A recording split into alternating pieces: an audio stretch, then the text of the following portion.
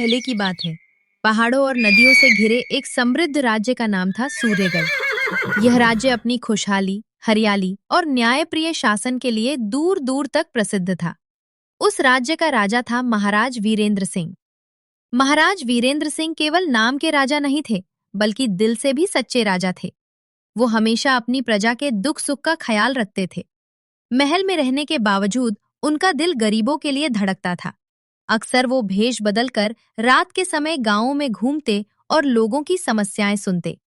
राजा का यही स्वभाव प्रजा को बहुत प्रिय था। गांव के बुजुर्ग कहते, ऐसा राजा हर युग में नहीं होता। राजमहल के दरबार में रोज सुबह न्याय सभा लगती थी। दूर दूर के गांवों से लोग अपनी समस्याएं लेकर आते और राजा बड़े धैर्य से सबकी बातें सुनते। एक दिन दरबार में एक गरीब किसान आया। उसका नाम था हरिया। उसकी आंखों में आंसू थे। वो हाथ जोड़कर बोला, महाराज, मेरा पड़ोसी मेरी जमीन पे कब्जा करना चाहता है।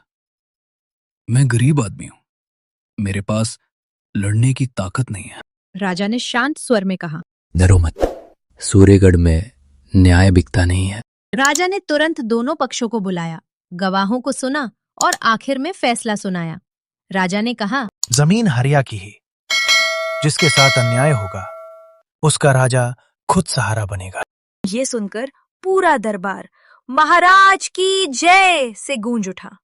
लेकिन महल में हर कोई राजा से खुश नहीं था। दरबार में दो ऐसे लोग भी थे जिनके दिल में राजा के लिए ईर्ष्या भरी हुई थी। पहला था सेनापति भानुसेन। वह बहुत चालाक और महत्वाकांक्षी व्यक्ति था। उसे लगता था कि असली ताकत उसके पास है, क्योंकि सेना उसके नियंत्रण में है। दूसरा था मंत्री कालिदास। वह बाहर से बहुत विनम्र दिखता था, लेकिन अंदर से बेहद लालची और धूर्त था। एक दिन महल के एक गुप्त कमरे में दोनों बैठे थे। भानुसेन गुस्से में बोला, ये राजा बहुत ज्यादा लोकप्रिय हो गया है। प्रजा उसे भगवान की तरह मानती है।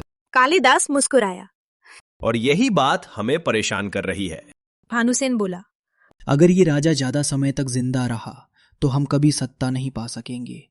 कालिदास ने धीरे से कहा, हर ताकतवर राजा की एक कमजोरी होती है, भरोसा। दोनों की आंखों में एक खतरनाक चमक थी। उन्होंने राजा के खिलाफ एक गहरी साजिश रचने का फैसला कर लिया। उधर राजा वीरेंद्र सिंह इन सब बातों से बिल्कुल अनजान थे।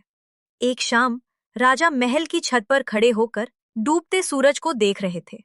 उनके साथ उनका सबसे वफादार सैनिक अर्जुन खड़ा था। राजा ने कहा, अर्जुन, क्या तुम्हें लगता है कि मेरी प्रजा खुश है? अर्जुन बोला, महाराज, आपकी प्रजा आपको भगवान की तरह मानती है। राजा हल्के से मुस्कुराए। मुझे भगवान नहीं बनना, मुझे बस एक अच्छा इंसान बनना है। लेकिन उसी समय महल के अंधेरे गलियारों में एक खतरनाक योजना आकार ले रही थी। कुछ दिनों बाद मंत्री कालिदास राजा के पास आया। वह बोला, महाराज, राज्य की सीमा पर कुछ संदिग्ध गतिविधियां देखी गई हैं। शायद पड़ोसी राज्य के जासूस वहां छिपे हैं। राजा चिंतित हो गए। तो हमें तुरंत जांच करनी चाहिए। कालिदास बोला, मैंने सेनापति भानुसेन को आदेश दे दिया है। आज रात आप स्वयं वहां जाकर निरीक्षण करें तो अच्छा रहेगा। राजा ने सहमति दे दी। उन्हें बिल्कुल अंदाजा नहीं था कि ये एक जाल था। उस रात चांदनी हल्की थी और महल के पीछे का बाग बिल्कुल शांत था। भानुसेन राजा को वहां लेकर गया। राजा ने चारों तरफ देखा। यहाँ तो कोई जासूस दिखाई नहीं दे रहा। अचानक पीछे से तलवार चमकी। राजा मुड़े, लेकिन तब तक बहुत देर हो चुकी थी। भानुसेन और कालिदास दोनों सामने खड़े थे। राजा हैरान रह गए। भानुसेन, कालिदास, तुम लोग? भानुसेन ठंडी हंसी हंसते हुए बोला, महाराज, आज आपका आखिरी दिन है। राजा की आंखों में दर्द था। मैंने तुम दोनों पर भरोसा किया था। कालिदास बोला, राजनीति में भरोसा सबसे बड़ी गलती होती है। इसके बाद भानुसेन ने तलवार से वार कर दिया। घायल राजा जमीन पर गिर पड़े। आसमान में बादल गरजने लगे। मरते समय राजा ने कांपती आवाज में कहा, तुम लोग सोचते हो कि सच हमेशा के लिए छिप जाएगा, लेकिन ईश्वर न्याय जरूर करेगा। उन्होंने आखिरी बार आसमान की ओर देखा। अगर पुनर्जन्म सच है तो मैं वापस आऊंगा। और कुछ ही क्षणों में राजा वीरेंद्र सिंह की आंखें हमेशा के लिए बंद हो गईं। उस रात सूर्यगढ़ का सच्चा राजा दुनिया छोड़ गया, लेकिन उसकी आत्मा की कहानी अभी खत्म नहीं हुई थी, क्योंकि नियति ने उसके लिए एक नया जन्म लिखा। सूर्यगढ़ के राजा वीरेंद्र सिंह की मृत्यु को कई साल बीत चुके थे। उनकी मौत के बाद राज्य की हालत बदलने लगी थी। सेनापति भानुसेन और मंत्री कालिदास ने मिलकर राजगद्दी पर कब्जा कर लिया था। शुरू शुरू में उन्होंने प्रजा को खुश रखने की कोशिश की, लेकिन धीरे धीरे उनका असली स्वभाव सामने आने लगा। कर बढ़ा दिए गए, गरीबों से जबरदस्ती काम कराया जाने लगा। जहां पहले न्याय मिलता था, वहां अब अन्याय होने लगा था। गांव के बुजुर्ग अक्सर आ भरकर कहते, अगर महाराज वीरेंद्र सिंह होते तो ऐसा कभी नहीं होता। लेकिन समय अपनी चाल चलता रहा। इसी बीच सूर्यगढ़ से बहुत दूर एक छोटा सा गरीब गांव था, रामपुरा। वहां एक मजदूर रहता था। उसका नाम था रामू। उसकी पत्नी का नाम गौरी था। दोनों बहुत गरीब थे। रामू रोज सुबह सूरज निकलने से पहले उठता और शहर जाकर मजदूरी करता। कभी ईंट ढोता, कभी खेत में काम करता, कभी लकड़ी काटता। दिन भर की मेहनत के बाद जो थोड़ा बहुत पैसा मिलता, उसी से घर का चूल्हा जलता। गौरी भी खाली नहीं बैठती थी। वह जंगल से लकड़ियां लाती और गांव में बेचती थी। दोनों का जीवन गरीबी से भरा था, लेकिन दिल से वे बहुत अच्छे इंसान थे। उनकी बस एक ही इच्छा थी, भगवान उन्हें एक संतान दे दे। कई सालों तक उन्हें कोई संतान नहीं हुई।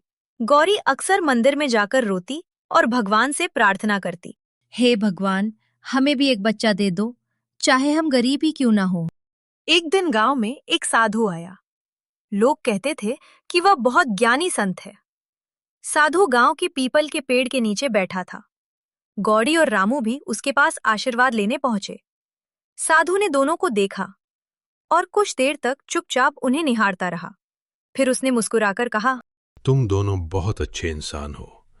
भगवान तुम्हारी परीक्षा ले रहा है। रामू ने विनम्रता से कहा, महाराज, हमारी बस एक ही इच्छा है, हमें एक बच्चा मिल जाए। साधु ने अपनी आंखें बंद की और कुछ देर ध्यान लगाया। फिर उसने कहा, जल्द ही तुम्हारे घर एक बालक जन्म लेगा। गौरी की आंखों में खुशी के आंसू आ गए। लेकिन साधु की बात यही खत्म नहीं हुई। वो धीरे से बोला, लेकिन याद रखना, वो साधारण बालक नहीं होगा। रामू और गौरी एक दूसरे की तरफ देखने लगे।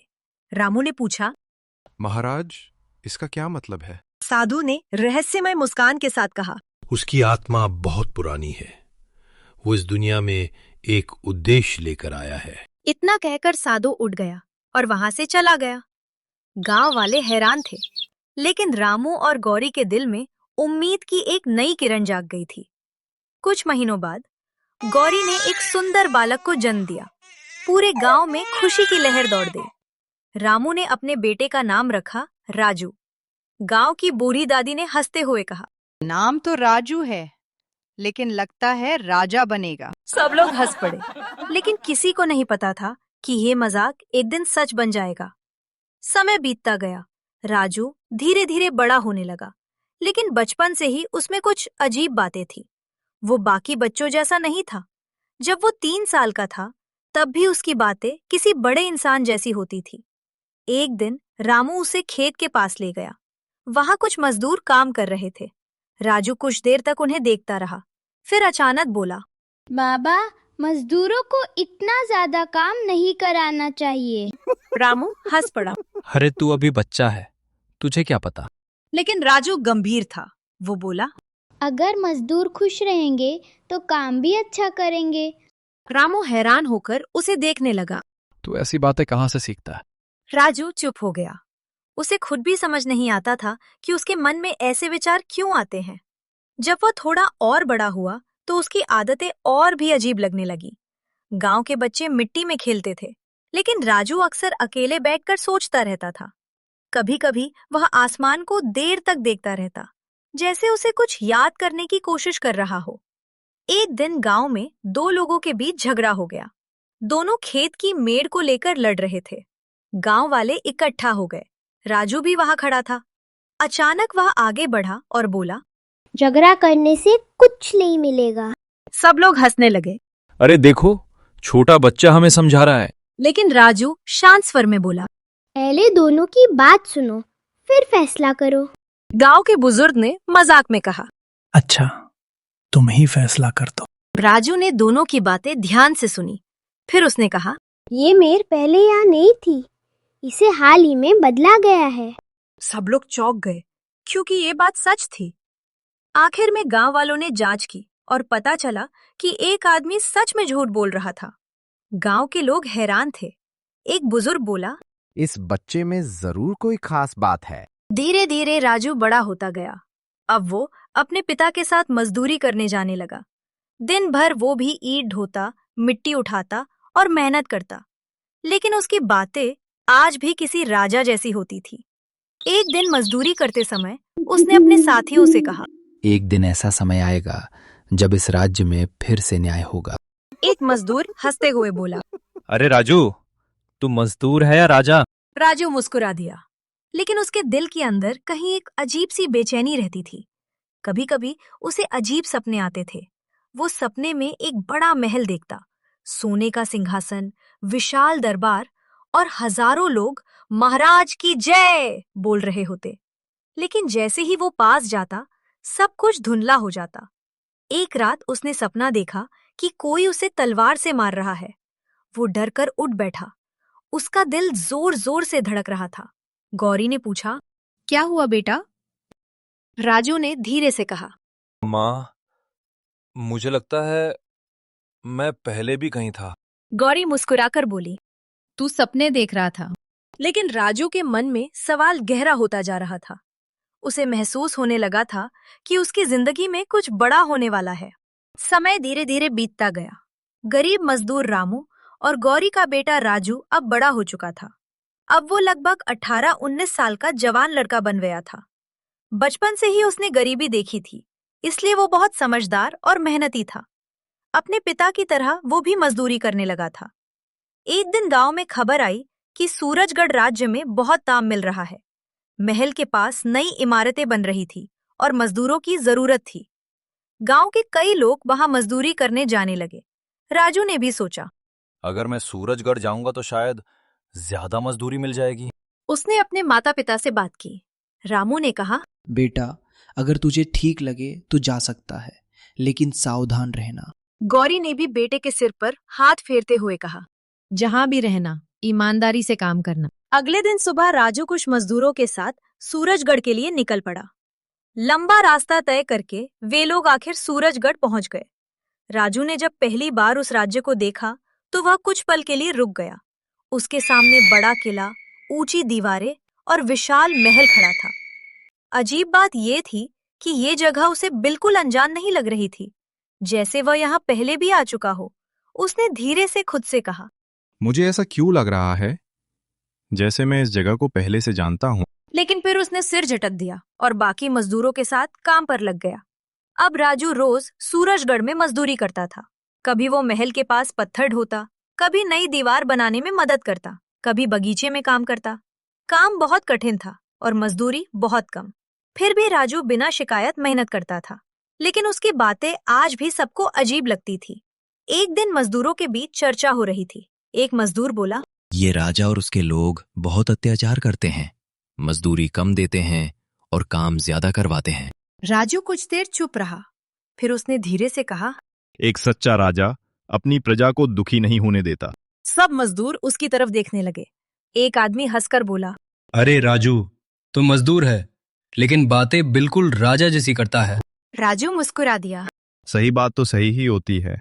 दिन बीतते गए, लेकिन सूरजगढ़ में काम करते करते राजू को कई बार अजीब अजीब एहसास होने लगे। एक दिन वह महल के पास काम कर रहा था। अचानक उसकी नजर महल के मुख्य दरवाजे पर पड़ी। उसे लगा जैसे वह इस दरवाजे से पहले भी कई बार अंदर गया है। उसके दिमाग में अचानक एक अजीब सी तस्वीर चमकी, जैसे वह शाही कपड़े पहनकर घोड़े से उतर रहा हो और सैनिक उसे सलाम कर रहे हों। राजू अचानक घबरा गया। उसने सिर पकड़ लिया। एक मजदूर ने पूछा, क्या हुआ राजू? राजू बोला, कुछ नहीं, बस थोड़ा चक्कर आ गया। लेकिन उसके मन में सवाल उठने लगे थे। कभी कभी रात को उसे अजीब सपने भी आते थे। वो सपने में देखता एक बड़ा दरबार लगा हुआ है, हजारों लोग खड़े हैं और कोई सिंहासन पर बैठा है। सब लोग जोर से बोल रहे हैं, महाराज की जय। लेकिन जैसे ही वो उस चेहरे को देखने की कोशिश करता, सपना टूट जाता।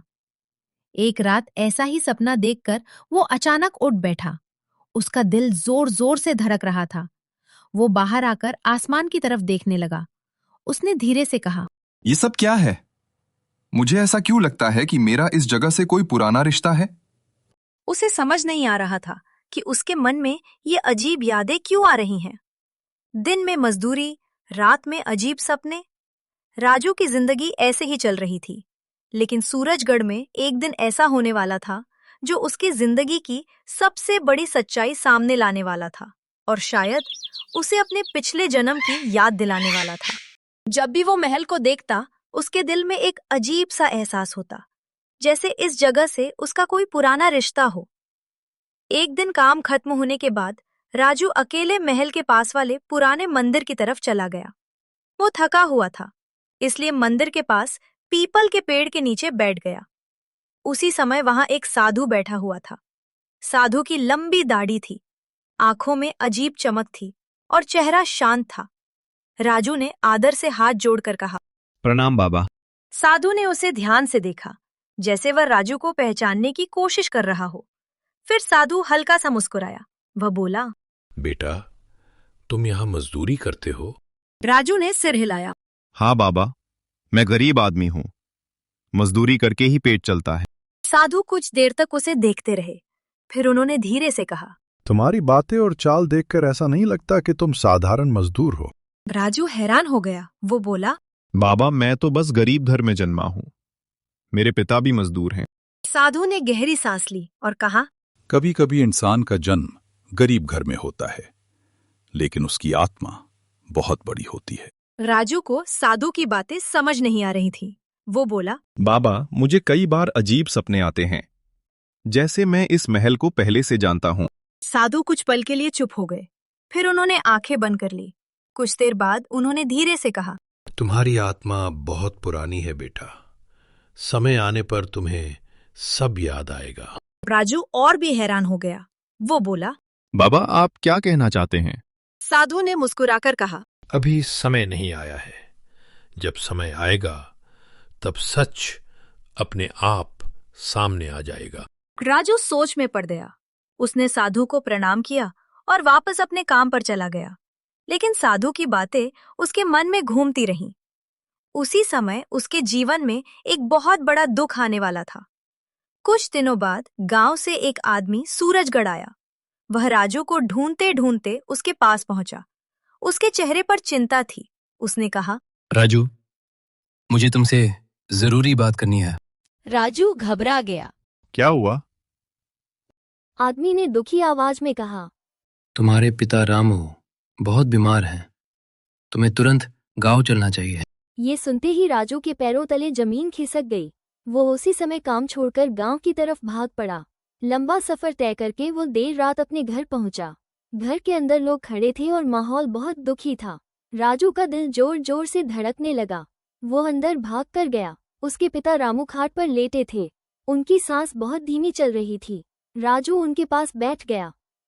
बाबा, मैं आ गया। रामू ने धीरे धीरे आंखें खोली। उन्होंने अपने बेटे को देखा और कमजोर आवाज में बोले, बेटा, तू आ गया। राजू की आंखों से आंसू बहने लगे। रामू ने उसका हाथ पकड़ लिया। तू बहुत अच्छा बेटा है। हम गरीब जरूर हैं, लेकिन तू हमेशा सच्चाई के रास्ते पर चलना। इतना कहकर रामू की सांस धीरे धीरे रुक गई। राजू के पिता हमेशा के लिए इस दुनिया से चले गए। घर में रोना पीटना मच गया। राजू बहुत देर तक अपने पिता के पास बैठा रोता रहा, लेकिन दुख अभी खत्म नहीं हुआ था। पिता के जाने के बाद उसकी माँ गौरी भी बहुत दुखी रहने लगी।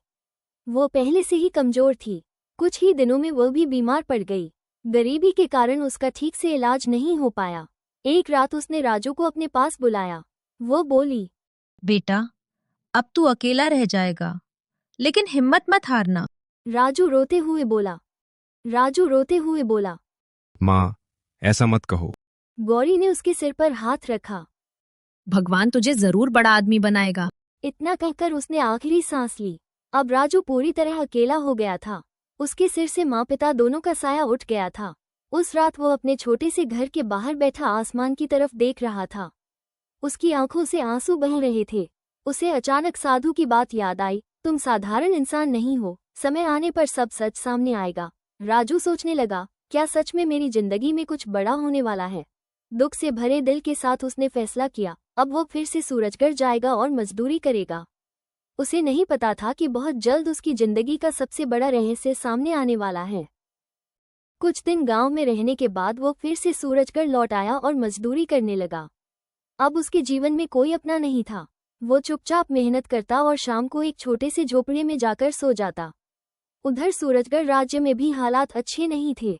राजा बने भानुसेन और मंत्री कालिदास बहुत अत्याचार करने लगे थे। प्रजा उनसे खुश नहीं थी। लोग अक्सर कहते, अगर पुराने महाराज वीरेंद्र सिंह होते तो राज्य ऐसा नहीं होता। इसी बीच एक दिन अचानक बड़ी खबर फैल गई। सूरजगढ़ के राजा भानुसेन की अचानक मृत्यु हो गई। कहा जाता है कि उसे अचानक तेज बुखार हुआ और कुछ ही दिनों में उसकी मौत हो गई। पूरे राज्य में शोक फैल गया। लेकिन एक बड़ी समस्या खड़ी हो गई। अब नया राजा कौन बनेगा? क्योंकि भानुसेन का कोई बेटा नहीं था।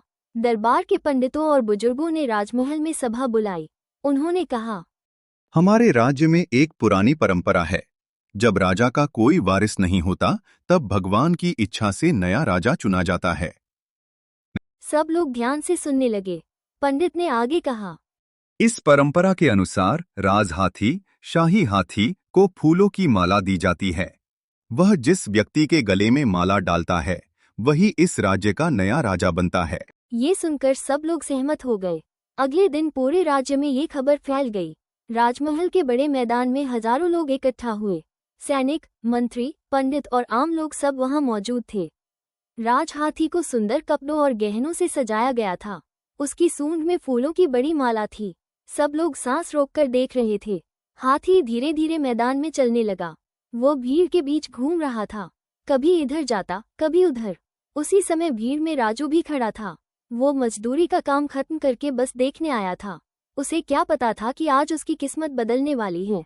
राजहाथी धीरे धीरे लोगों के बीच घूमता हुआ अचानक राजू के सामने आकर रुक गया।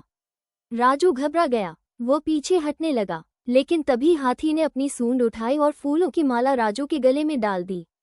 कुछ पल के लिए पूरा मैदान शांत हो गया।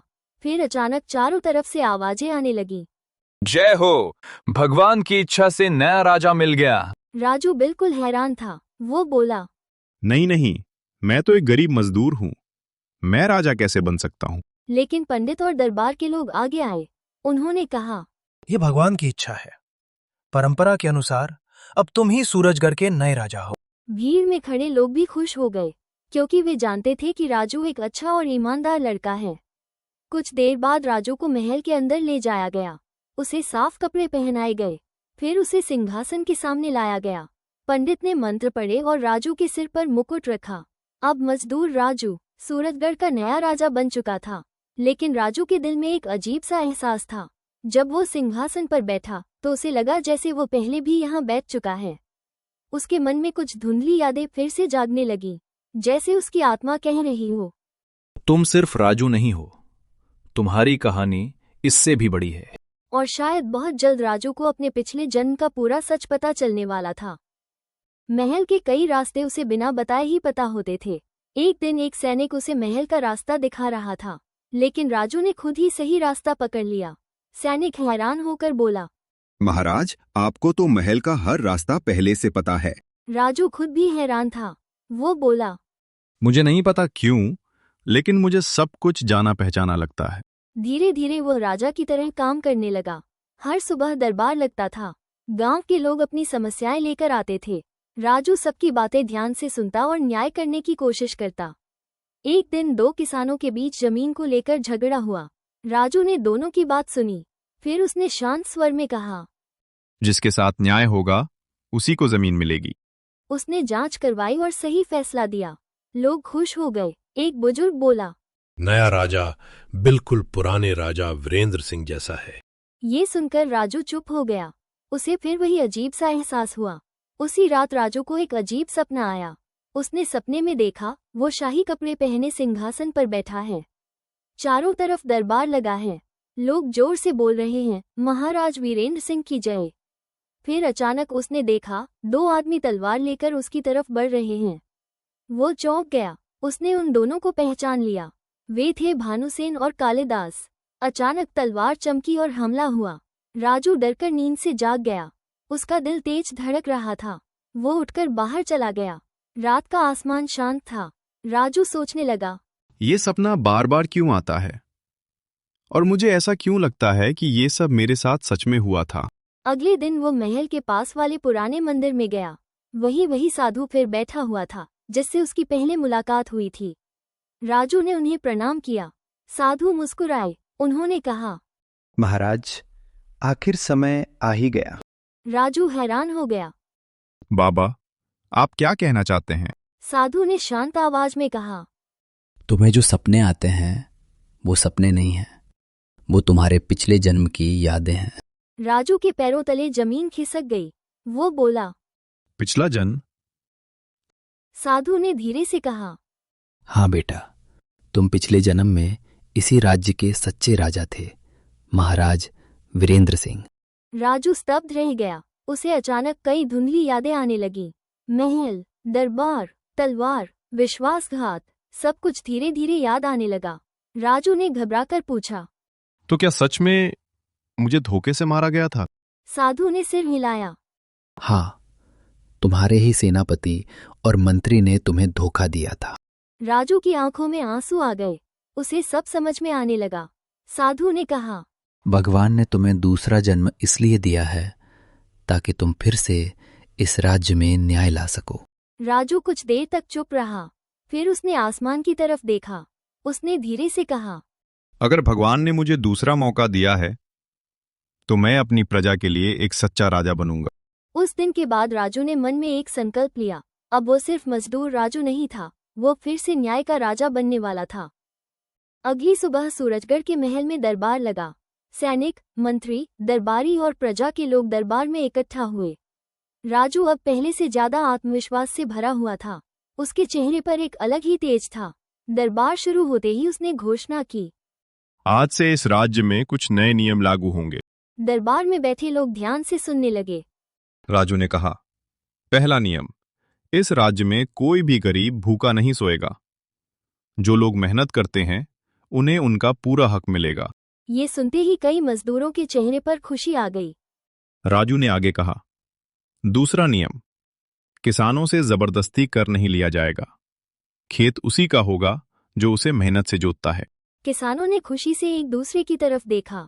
फिर राजू ने तीसरा नियम सुनाया, जो भी अधिकारी या मंत्री प्रजा पर अत्याचार करेगा उसे कड़ी सजा दी जाएगी। दरबार में हलचल होने लगी। कई लोग समझ रहे थे कि राजा अब राज्य में बड़ा बदलाव लाने वाला है। धीरे धीरे सूरजगढ़ में बदलाव शुरू हो गया। पहले जहां गरीब मजदूरों को बहुत कम मजदूरी मिलती थी, अब उन्हें मेहनत का सही दाम मिलने लगा। राजू खुद कई बार भेष बदलकर शहर और गांवों में जाता था। वो लोगों की असली हालत देखना चाहता था। एक दिन वो साधारण कपड़े पहनकर बाजार में गया। वहां उसने देखा कुछ मजदूर खुशी खुशी काम कर रहे थे। एक मजदूर दूसरे से कह रहा था, हाँ भाई, पहले तो हमारी कोई सुनता ही नहीं था, लेकिन अब राजा खुद हमारी मदद करता है। राजू ये सब सुनकर चुपचाप मुस्कुरा दिया। उसे याद आ गया जब वो खुद भी एक गरीब मजदूर था। धूप में पसीना बहाता था और बहुत कम मजदूरी पाता था। अब वही मजदूर आज राजा बनकर मजदूरों का दर्द समझ रहा था। कुछ ही महीनों में सूरजगढ़ का माहौल पूरी तरह बदल गया। किसानों को उनके खेत वापस मिल गए। मजदूरों की मजदूरी बढ़ा दी गई। गरीबों के लिए अनाज के भंडार खोल दिए गए। राजू ने कई नए कुएं और तालाब भी बनवाए ताकि गांवों में पानी की कमी न हो। धीरे धीरे पूरे राज्य में खुशहाली फैलने लगी। लोग कहते थे, हमारा राजा सच में भगवान का भेजा हुआ है।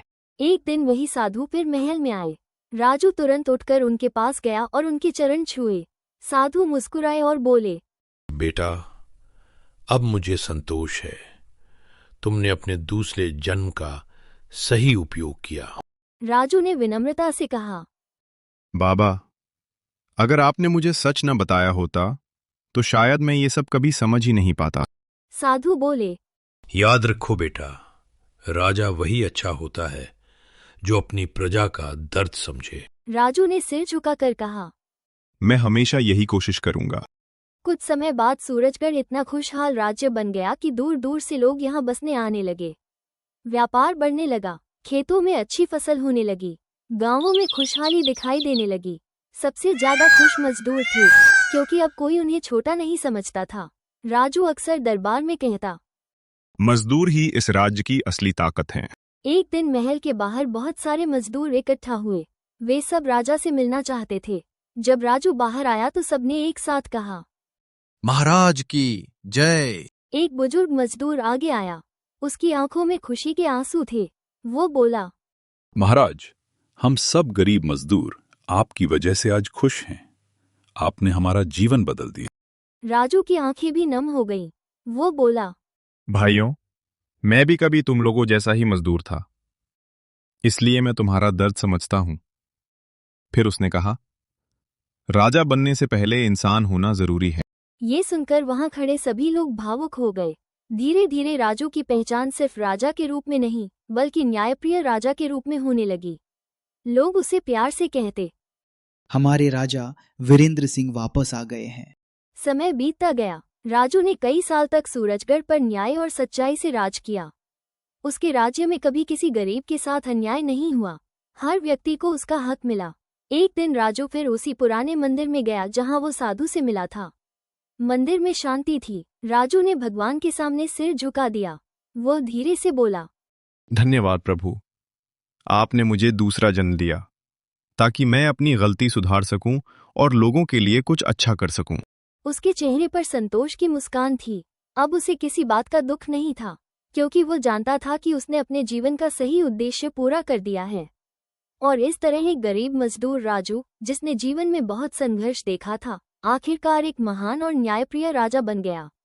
उसकी कहानी लोगों के लिए हमेशा एक प्रेरणा बन गई। लोग अपने बच्चों को ये कहानी सुनाते और कहते, अगर इंसान के दिल में सच्चाई और मेहनत हो तो किस्मत भी एक दिन उसका साथ देती है। आप सभी को ये स्टोरी अच्छा लगा तो इस चैनल को सब्सक्राइब, लाइक और बेल आइकन घंटी दबाना ना भूले। आप सभी को धन्यवाद।